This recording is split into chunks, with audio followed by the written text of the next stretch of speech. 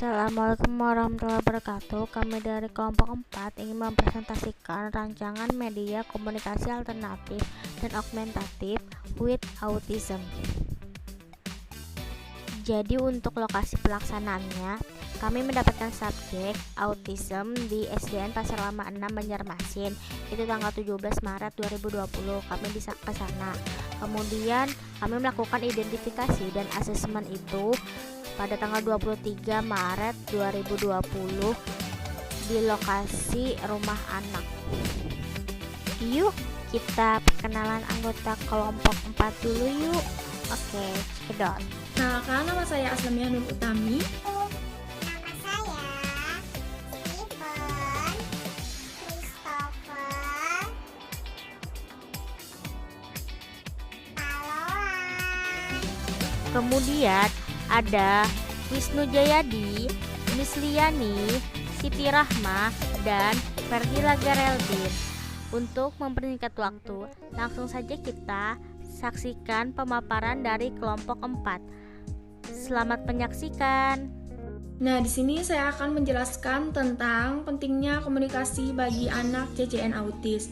Nah, sebelumnya saya akan membacakan tentang pengertian CCN. Nah, di mana pengertian CCN ini adalah orang yang memiliki hambatan dalam berbicara sehingga membuat mereka kesulitan dalam berkomunikasi. Contohnya saja seperti anak autis. Terus, komunikasi yang efektif memungkinkan bagi mereka yaitu mengekspresikan pikiran, pendapat, dan juga kepribadian mereka. Nah, selain itu, mereka juga bisa meminta dan menerima informasi, mengambil keputusan, lalu mengekspresikan dan memenuhi kebutuhan dasar mereka. Mereka juga bisa menolak ataupun ditolak. Selain itu, bisa ikut serta dalam kegiatan sosial, bisa didengar dan dipahami, berpartisipasi dalam komunitas mereka. Tujuan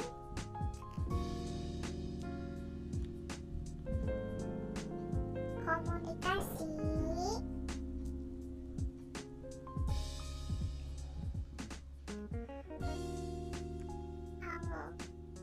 augmentatif dan alternatif. Yang pertama itu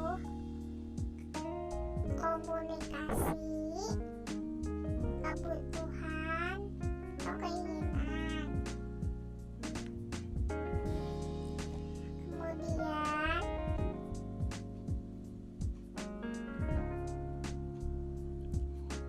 yang kedua, transfer informasi.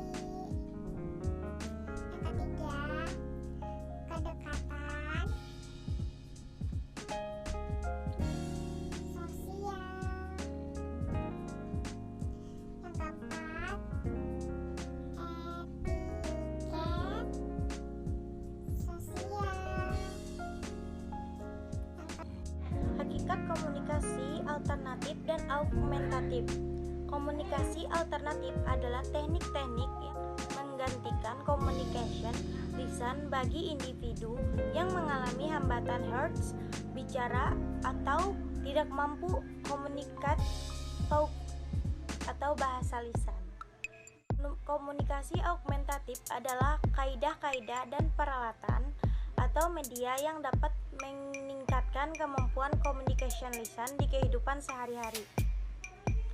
Augmentative and Alternative Communication atau AAC merupakan. Nah, di sini saya kembali akan menjelaskan pelaksanaan komunikasi alternatif dan augmentatif. Apa saja sih pelaksanaan dari komunikasi alternatif dan augmentatif itu? Nah, di sini saya akan membacakan pelaksanaannya, yaitu yang pertama identifikasi dan asesmen awal. Nah, jadi kita bisa mengidentifikasi dan mengasesmen anak terlebih awalnya. Terus yang kedua menetapkan tujuan. Yang ketiga pemilihan model dalam komunikasi. Yang keempat pemilihan sistem simbol. Yang kelima, pemilihan bahan dan prosedur penggunaan untuk meningkatkan kemampuan komunikasi anak. Terus yang keenam, melaksanakan latihan. Yang ketujuh, terakhir itu melaksanakan evaluasi. Identifikasi menggunakan alat identifikasi kelas bahwa anak dengan nama Abel mendapatkan skor 35 dan tergolong autis ringan. Berdasarkan DSM-4, Abel mendapatkan 2 tanda, yaitu antara lain komunikasi yang kurang, kemudian tidak bisa bermain dengan teman sebaya, mempunyai 1 minat dan suka melakukan hal-hal yang berulang kemana-mana, dan hubungan sosial yang kurang. Hasil asesmen bahasa ekspresif. Kondisi aktual, subjek atau anak kesulitan dalam menyampaikan hal-hal yang diinginkan kepada orang di sekitarnya. Orang tua dan guru kelas memerlukan waktu untuk memahami maksud dari subjek atau anak. Subjek atau anak memahami bahasa tubuh yang diberikan, seperti anggukan, menggeleng, dan jempol, tanda suatu yang bagus. Untuk kondisi potensialnya, subjek atau anak memiliki potensial dalam pendengaran cukup baik. Beberapa aktivitas dapat dipahami dengan baik dan tidak mengalami hambatan. Saya Wisnu Jayadi, perwakilan dari kelompok 4, akan menjelaskan tentang asesmen bahasa reseptif, ekspresif, dan rancangan media, dan juga teknis pelaksanaan. Kemudian untuk kemampuannya dalam bahasa reseptif berdasarkan hasil asesmen yang kami lakukan, meninjau dari kondisi aktual yang dimiliki oleh anak masih memiliki kemampuan memahami instruksi. Misalnya saja Abel, ayo kita salaman, dia masih memberikan respon yang baik. Kemudian seperti Abel buka tutup pintu, Abel masih memahami, anak tersebut masih memahami. Kemudian dalam hal pelarangan seperti jangan pergi jauh-jauh seperti yang dilakukan oleh ibunya, karena anaknya suka jalan-jalan jauh, dia memahami instruksi tersebut. Kemudian untuk kondisi potensial, sebenarnya anak ini cenderung memahami beberapa bahasa, instruksi terkait dengan bidang yang disukainya, yaitu otomotif. Karena dia sangat menyenangi sepeda motor, ibunya mengajari dia beberapa fungsi-fungsi tombol dalam sepeda motor dan juga cara pengoperasian sepeda motor. Misalnya saja dulu ibunya mengajarkan dia untuk menghidupkan sepeda motor. Anaknya bisa melakukan seperti itu, memencet klakson dan hal yang lainnya.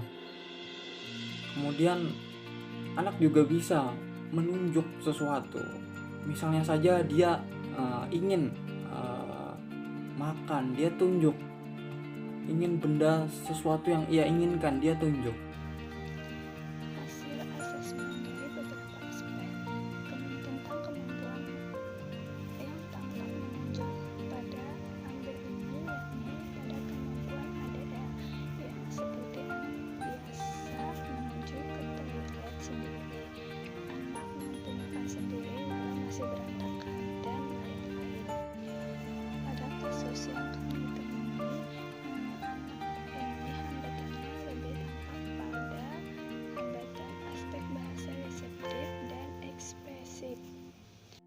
Untuk kebutuhan, hampir semua aspek anak autis ini mengalami hambatan, tetapi yang paling urgen di dalam anak ini yaitu bahasa ekspresif dan reseptifnya, karena komunikasi sangatlah penting bagi dia, sebab untuk orang tua mengetahui apa yang diinginkan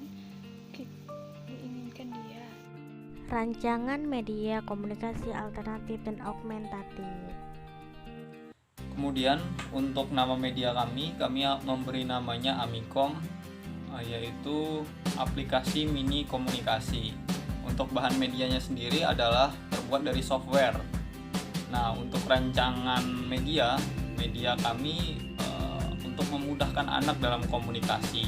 Nah, di situ terdapat dua, yaitu menu utama dan menu lanjutan. Menu utama terdiri atas beberapa menu seperti ada makan, minum, berpakaian, mandi. Nah, misalnya saja anak mengklik menu makan, nah di situ terdapat menu lanjutan, misalnya saja ada gambar piring, gambar sendok, dan yang lainnya. Gambar tersebut adalah gambar asli dari rumahnya. Dan ketika anak mengklik gambar tersebut akan muncul suara. Nah, suaranya adalah suara ibu dari Abel atau anak tersebut. Nah, kemudian untuk teknis pelaksanaannya, nah penggunaan media ini bisa dilakukan di mana saja tempatnya. Untuk waktu lebih efektifnya pagi hari, karena pada waktu itu informasi cepat masuk dan mudah untuk diterima. Kemudian untuk yang lain berkaitan dengan teknis adalah memastikan device atau HP atau smartphone itu terisi penuh. Untuk prosedur penggunaan alat, yang pertama, klik aplikasi AAC. Yang kedua, klik menu utama, yaitu menu makan, minum, berpakaian, dan mandi. Yang ketiga, klik menu lanjutkan. Misalnya, makan, selanjutnya ada gambar sendok, gambar piring, gambar garpu, dan anak mengklik gambar maka akan muncul suara. Yang keempat, apabila sudah selesai pada menu lanjutan, maka kembali kepada menu utama. Rancangan program media kami secara umum yaitu rancangan ini dalam bentuk aplikasi. Jadi aplikasinya itu diinstal di HP anak. Karena setiap hari anak memakai HP, jadi kami memutuskan untuk membuat aplikasi ini sebagai media komunikasi dia dengan sekitarnya. Jadi aplikasi ini setelah diinstal nanti ada tampilan AAC. Kemudian diklik, ada dua menu. Dua menu itu, satu menu utama, yang kedua menu lanjutan. Jadi untuk menu utama ini ada beberapa ikon seperti ikon makan, kemudian ikon berbaju atau berpakaian, kemudian toilet dan sebagainya. Jadi aplikasi ini ada dua tampilan, yang pertama menu utama, yang kedua menu lanjutan. Setelah mengklik menu pertama nanti ada menu lanjutannya. Menu lanjutannya ini ada beserta gambar dan suara.